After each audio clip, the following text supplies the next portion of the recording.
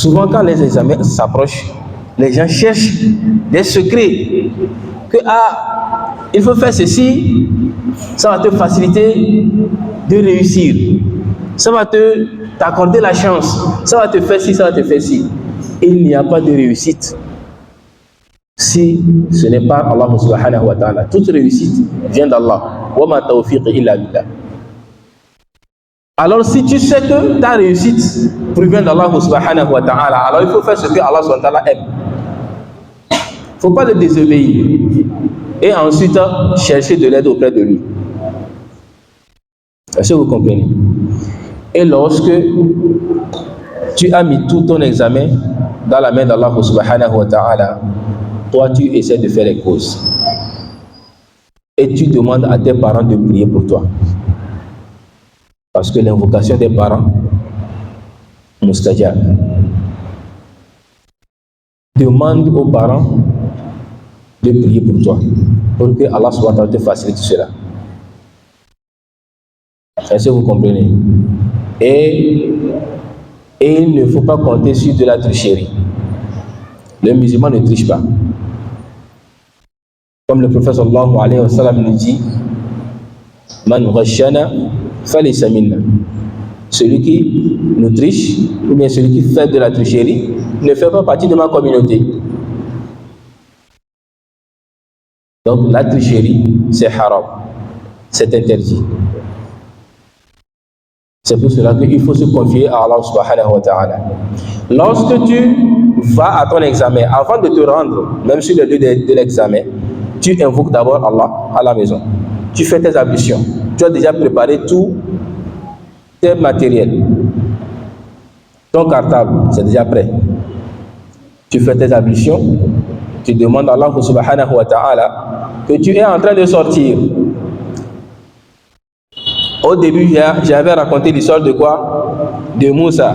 C'est ça, non? Allah subhanahu wa ta'ala l'a préparé, n'est-ce pas? Pour une mission. Donc toi aussi, tu t'es préparé. Pourquoi? Pour une mission, qui est ton examen. Et qu'est-ce que Moussa, alayhi salatu wa salam, il a dit? Après que Allah subhanahu wa ta'ala lui a déjà préparé et l'envoie vers Pharaon. Il a dit, Rabbi shrah li sadri wa yassir li amri. Est-ce que vous voyez? Rabbi shrah li sadri, que Allah subhanahu wa ta'ala apaise son cœur, que Allah subhanahu wa ta'ala accorde sérénité et tranquillité à son cœur. Wa yassir li amri, et qu'il facilite pour lui la tâche. Donc avant de sortir de chez toi pour le lieu d'examen, il faut invoquer Allah subhanahu wa ta'ala. Et il n'y a pas une meilleure invocation que l'invocation des prophètes. Ceux avec qui les prophètes ont invoqué Allah subhanahu wa ta'ala et que Allah les a exaucés, et bien c'est avec cette invocation nous aussi on va invoquer Allah subhanahu wa ta'ala. Il ne faut pas aller se tromper que mon cheikh m'a montré un nom là. Il y a quoi? Il y a Sakaya Ilu. Ou bien des noms bizarres, des noms des djinns. Ou bien quand vous avez fait un stylo magique. Tout ça, ça a des conséquences par après. Ça peut marcher. Ça peut marcher. Et si ça marche, c'est qu'on t'a mis en relation avec des esprits maléfiques. Ils vont t'aider à réussir par la permission d'Allah. Mais il faut savoir qu'ils vont revenir pour réclamer leurs dettes. Et quand ils vont réclamer leurs dettes, c'est que c'est à l'infini. Hein. Tu ne vas pas leur payer, après ils vont dire que bon, c'est fini. C'est quitte. Non. Ils vont réclamer leurs dettes. Et même si tu ne sais même pas, ils vont le réclamer jusqu'à tes enfants et tes petits-fils. Les djinns ne font rien au hasard. Ce que tu veux, ils vont te le faire. Tu veux réussir, non? Oh, tu vas réussir. Brillamment. Tu vas avoir ton diplôme. Tu as ton diplôme, tu veux un travail. Oh, ils vont t'aider. Tu vas avoir ton travail. Mais il faut s'attendre à ce que tu payes le prix le plus fort et qu'il ne finira jamais si Allah ne t'en délivre pas. Tu vas payer le prix. C'est pour cela qu'il faut éviter toutes ces choses-là. On m'a donné quelque chose. Hein? En allant à l'examen, il faut mettre ça dans la poche. Ou bien il faut mettre ça dans le stylo. Tout ça, c'est haram. Il faut placer sa confiance en Allah subhanahu wa ta'ala et invoquer Allah. Quand tu sors, Rabbi shrah li sadri wa yassir li amri wahlul 'uqdatan min lisani yafqahu qawli. Tu arrives, tu veux rentrer dans la salle. Les savants nous ont enseigné des invocations. Rabbi adkhilni mudkhala sidqin wa akhrijni mukhraja sidqin waj'alni min ladunka sultanan nasira. Tu rentres dans la salle d'examen, tu fais cette invocation. Toutes ces invocations que je suis en train de vous citer, c'est coranique. Si tu ouvres le Coran, tu vas voir cela. Dans Surat Al-Taha, tu vas voir cette invocation. Subhanaka la ilma lana illa ma 'allamtana innaka antal alimul hakim. Lorsqu'on pose l'épreuve devant toi, ne commence pas tout de suite par vouloir voir c'est quoi. Non, dépose tranquillement ton épreuve. Parce que là, ce qui va se passer, ça ne fait partie que du sort d'Allah subhanahu wa ta'ala. Tu peux beau apprendre, mais devant l'épreuve, tu peux être pris de panique, tu peux être pris de stress. Et quand tu es stressé, même ce que tu as dans la tête, tu peux l'oublier. Donc ne te panique pas, ne te stresse pas, ne t'empresse pas à vouloir voir le contenu de l'épreuve. Laisse ton épreuve. Commence par invoquer Allah subhanahu wa ta'ala d'abord. Allahumma allimni ma yanfa'ni. Rabbi zidni ilma. Subhanaka la ilma lana illa ma 'allamtana innaka antal alimul hakim. Allahumma la sahlan illa ma ja'altahu sahlan wa anta taj'alul hazna idha shi'ta sahlan. Et tu prends ton épreuve. Tu commences par traiter. Ce que tu sais, tu le fais. Ce que tu ne sais pas, tu laisses ça d'abord. Ne perds pas ton temps sur ce que tu ne comprends pas. Fais ce que tu comprends pour gagner le temps. Quand tu finis, tu lis, tu ne comprends pas. Tu ne sais même pas par où commencer. Dépose ton épreuve. S'il y a encore le temps, demande de l'aide à Allah subhanahu wa ta'ala. Et fais ce que tu peux. Ne cherche pas de gauche à droite. Tu cherches à ce qu'on te souffle une formule. Non. Ce que tu as appris,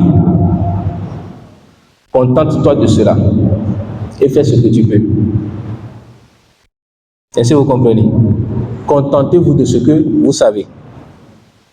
Si Allah subhanahu wa ta'ala a décidé que l'année là, vous allez réussir, wallahi, quelles que soient les difficultés, vous allez réussir. Quelles que soient les difficultés, vous allez réussir. Vous allez réussir parce que Allah a déjà prédestiné cela pour vous. Comment ça va se passer? Ça, c'est Allah seul qui sait. Mais vous faites seulement les causes. Quand vous finissez de traiter l'épreuve, laissez l'épreuve. Avant de sortir, faites l'invocation du prophète sallallahu alayhi wa sallam. Lorsque vous placez quelque part, vous restez quelque part, avant de quitter ces lieux, qu'est-ce que le prophète sallallahu alayhi wa sallam nous a enseigné de dire? Subhanaka Allahumma wa bihamdik ashhadu an la ilaha illa anta astaghfiruka wa atubu ilayk. Tu dis ça, tu te lèves tranquillement, tu sors. Tu as fait ce que tu peux et tu as confié le reste à Allah subhanahu wa ta'ala. Et lorsque vous allez finir les examens, ne dis pas que alhamdulillah on a fini. Et tu es content, oh les épreuves ont été faciles. Non. Parce que tu ne sais pas les correcteurs qui sont là-bas. Hein. Si Allah veut t'éprouver, tu as beau travailler, tu dois avoir 20 sur 20. Mais Allah va faire à ce que le jour-là, le correcteur est déjà en colère. Il prend ton épreuve, il voit que le clôture est fou, il dit mais c'est qui ça? Il biffe dedans. Alors que tu as trouvé toutes les réponses. Alors que tu as trouvé toutes les réponses. Mais si Allah subhanahu wa ta'ala t'a exaucé et a dit que mon serviteur là va réussir cet examen, le correcteur, même ceux qui ne voient pas, il va dire il a vu. Moi je connais un frère comme ça, il a eu son bac, ça a étonné tout le monde. D'abord, quand ils sont probas, on a dit bon, on a favorisé l'année là. Mais quand ils sont bac, tout le monde est étonné. Parce que, wallahi, il ne comprend rien. Ça dit, même le cours que lui-même a noté en classe, c'est difficile de te lire le cours. Difficile de te lire le cours aisément. Il tâtonne en lisant son cours, hein, ce que le ménage a écrit hein, en terminale. Bon, quelqu'un qui n'arrive pas à lire son cours, comment il peut l'apprendre? Et quand tu vois son écriture, subhanallah, son écriture, ça là, ça dit, tout caractère qui va prendre ça là, il va s'énerver quoi. Mais il s'est confié à Allah subhanahu wa ta'ala. Chaque fois il est dans la mosquée, il vient, il fait plusieurs rakats, il invoque Allah avant d'aller apprendre. Quand ils ont un groupe de travail, il doit passer par la mosquée d'abord, avant d'aller apprendre. Quand il revient, il va passer par la mosquée avant d'aller à la maison. Tout le temps. Parce qu'il sait que la mission là, ça lui dépasse. Mais il s'est confié à Allah subhanahu wa ta'ala. Et quand on a donné le résultat, wallahi, tout le monde a dit, là, c'est qu'il y a vraiment Dieu en haut. Est-ce que vous voyez? Donc, lorsque vous finissez les examens, invoquez Allah pour que les correcteurs qui vont prendre vos feuilles, que Allah mette la miséricorde dans leur cœur pour qu'ils puissent faire quoi? Pour qu'ils puissent corriger vos feuilles avec sérénité. Est-ce que vous voyez? Et il y a un secret. Il faut apprendre aussi à invoquer Allah subhanahu wa ta'ala. On n'invoque pas Allah n'importe comment. Le prophète sallallahu alayhi wa sallam nous dit dans un hadith, lorsque vous voulez invoquer Allah subhanahu wa ta'ala, glorifiez-le. Ensuite, priez sur moi. Et après, adressez-lui vos doléances. Est-ce que vous voyez? Avant de prier Allah subhanahu, avant d'invoquer Allah, il faut d'abord glorifier Allah subhanahu wa ta'ala. Il faut le glorifier. Allah t'a fait beaucoup de bien. Il faut le remercier d'abord pour ce que Allah t'a déjà fait comme bien. Les bienfaits d'Allah sur toi sont nombreux. Allah t'a donné la santé. Il t'a donné la raison. Hein? Il t'a facilité le parcours jusqu'à aujourd'hui. Tu en es à cette étape. Donc il faut remercier Allah qui t'a facilité tout ce parcours-là. Il faut le remercier pour la santé qu'il t'a accordée. Et il faut le remercier du fait qu'il t'a inspiré à venir l'invoquer. Parce que ça fait partie des épreuves. Si Allah veut éprouver certains serviteurs, il les détourne de quoi? De son invocation. Il ne va jamais se rappeler venir vers Allah subhanahu wa ta'ala. Soit il peut dire, il faut que j'invoque Allah, mais il n'aura jamais le temps de le faire. Et si Allah subhanahu wa ta'ala t'a facilité de te rappeler que tu as besoin de lui, jusqu'à ce que tu aies levé la main pour l'invoquer, alors il faut savoir que Allah subhanahu wa ta'ala te veut du bien. Si aujourd'hui, vous êtes là aujourd'hui pour invoquer Allah, c'est que Allah a voulu pour vous le bien. Allah a voulu pour vous le bien. Et ne dites pas que l'invocation que vous allez faire, Allah ne va pas l'exaucer. Quelle que soit la situation que vous traversez. Parce que d'autres personnes vont dire, moi je fais beaucoup de péchés, moi je ne prie pas vraiment comme il se doit, je suis négligent de tous. La taqnatu min rahmatillah. Quand il s'agit de la miséricorde d'Allah subhanahu wa ta'ala, ne désespérez jamais. Quels que soient tes péchés, tant que Allah t'a inspiré qu'il faut l'invoquer, wallah, il faut l'invoquer. Est-ce que vous voyez? Il faut l'invoquer. Quels que soient tes péchés. Mais tant que toi tu sais que tu es un pécheur, il faut demander pardon, faire istighfar. Est-ce que vous voyez? Et si tout cela, après tout cela, Allah t'a éprouvé qu'à la fin, on a proclamé un résultat, tu n'as pas vu ton nom parmi les admis, il faut dire Alhamdulillah. Il faut dire Alhamdulillah, parce que Allah subhanahu wa ta'ala Tant que tu l'as invoqué, cela ne veut pas dire qu'il n'a pas exaucé tes invocations. Mais il veut te préserver d'un mal. C'est pour cela qu'il t'a retardé, qu'il t'a recalé. Pour que ce bien qu'il t'a destiné puisse te parvenir au moment opportun. Je vais terminer avec une petite histoire. Mon grand frère, il a étudié avec certains amis. Il y a un grand frère du quartier, il est en terminale au moment où nos grands frères sont en 6e.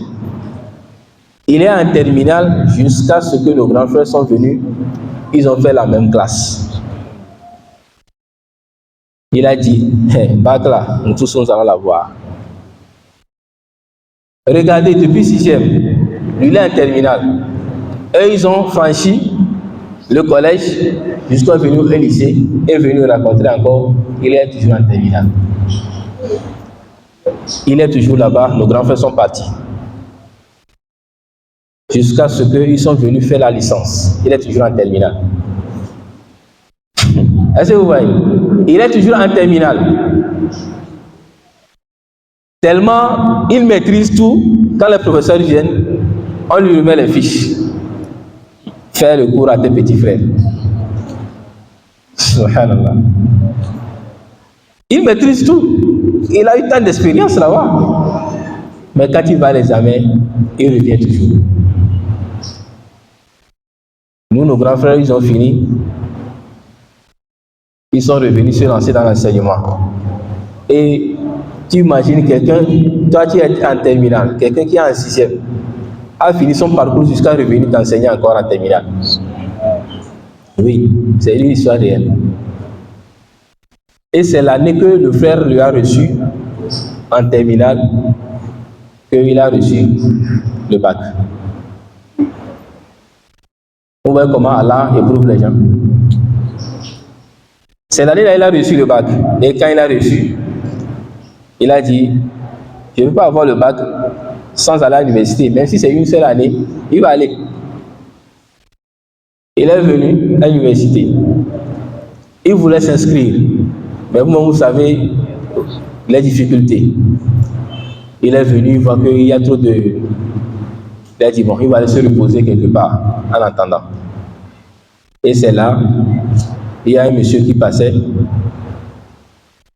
Et le monsieur, c'est l'anglais seulement, il parle.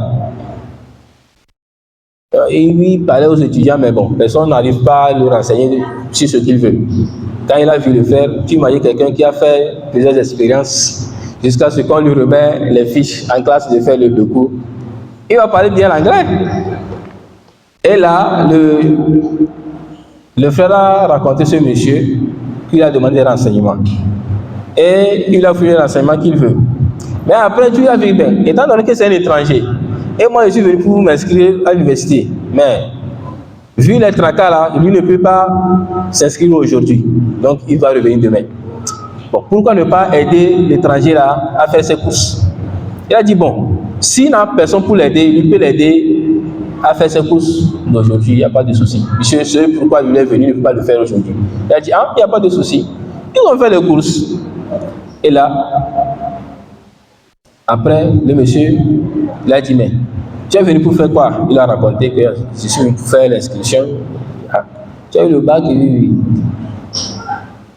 Et le monsieur dit, bon, moi je suis un étranger, je suis venu au Togo, bon, c'est pour voir certaines choses, faire certaines formalités. On a créé une nouvelle société ici. Et pour le moment, on n'a pas encore trouvé quelqu'un qui va nous gérer l'entreprise. Mais en te voyant, on voit que tu es une personne très sensée. Tu peux nous gérer ça en attendant.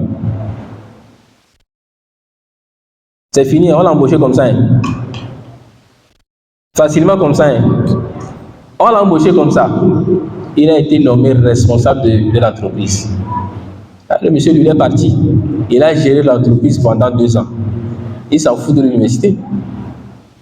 Il va encore aller faire l'inscription. Il a déjà son salaire ici. Et après les 2 ans, quand le monsieur est revenu, il a dit, mais il a bien géré l'entreprise. Tout se passe bien, quoi.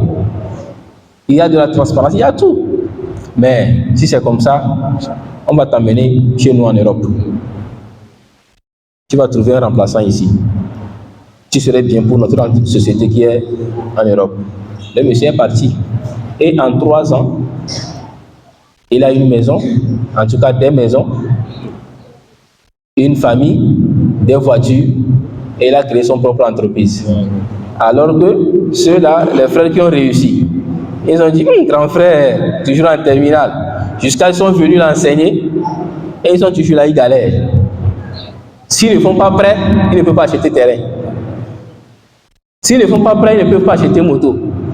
Mais celui-là qui a duré là-bas, il a fait des années en terminale. Les gens se moquent de lui. En un rien de temps, il a réalisé tout ce que les gens ont pris des années pour réaliser. Est-ce que vous voyez? Les gens qui ont eu le bac des années, ils ont eu 20 ans de service. Ce qu'ils ont réalisé dans les 20 ans là, lui, en 3 années seulement, il a réalisé tout ça là. Donc si Allah subhanahu wa ta'ala retarde ta réussite aujourd'hui, c'est qu'il a un plan pour toi demain. Il a un plan pour toi demain. C'est que s'il t'empresse de te donner ce que tu veux aujourd'hui là, le temps qu'il a prévu que cela va aboutir, tu ne l'auras pas. Est-ce que vous voyez? J'ai fait stage avec un monsieur. Il est notre responsable. Et il nous raconte que ils ont fini les études, ils sont venus, ils ont fait le stage. Après le stage, au lieu qu'on les embauche, on a fait le choix. Comme certaines personnes avaient leurs grands frères, leurs oncles dans le service, on les a embauchés et eux, on les a laissés. Est-ce que vous voyez? Ils s'énervaient. C'est de l'injustice. C'est quoi?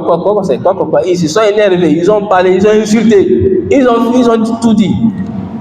Ils sont à la maison, quand il y a manœuvrage, ils s'en vont, ils font manœuvrage, ils reviennent. Et les autres, quand ils reviennent du service le soir, ils les appellent. Ah, moi je reviens du service comme ça. Et qu'est-ce que Allah a fait? Après 1 an, l'entreprise a eu un problème. Et on a fait venir des blancs pour venir régler le problème. Et quand ils sont venus,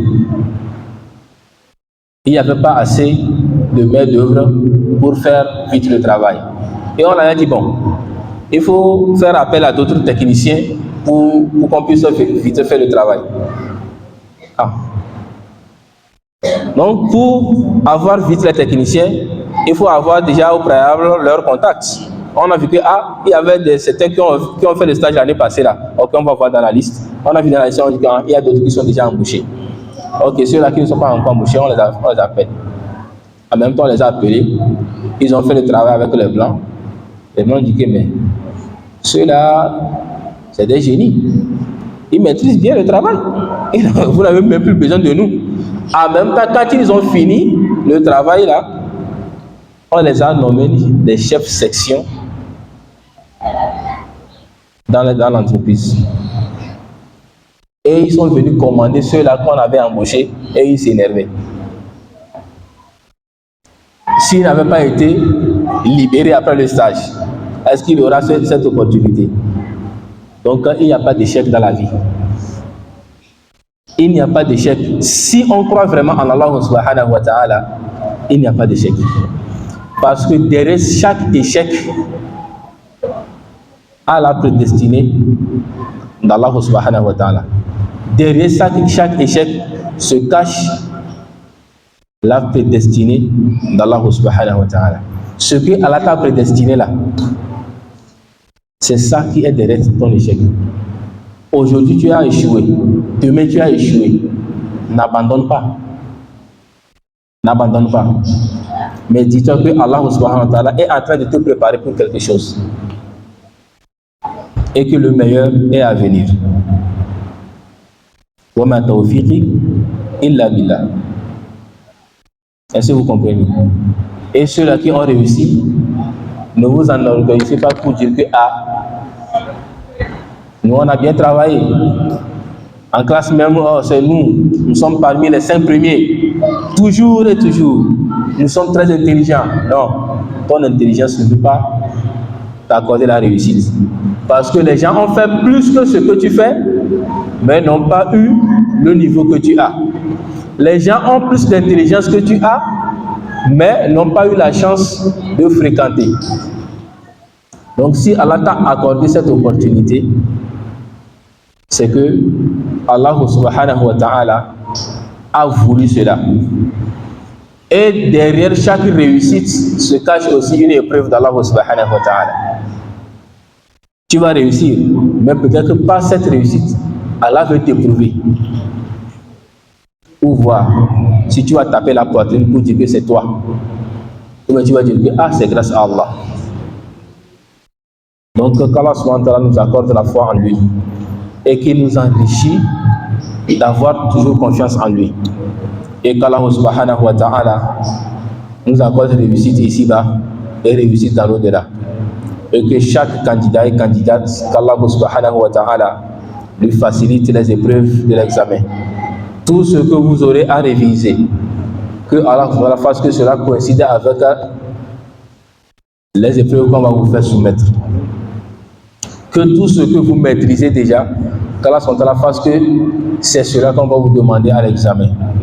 Et qu'Allah subhanahu wa ta'ala mette la baraka dans vos études pour que ces études-là, ça vous soit profitable à vous, à votre entourage et à la communauté musulmane. Subhanak Allahumma wa bihamdik. Nashhadu an la ilaha illa anta nastaghfiruka wa natubu ilayk. Subhana rabbika rabbil izzati amma yasifun. Wa salamun ala al-mursalin. Walhamdulillahi rabbil alamin.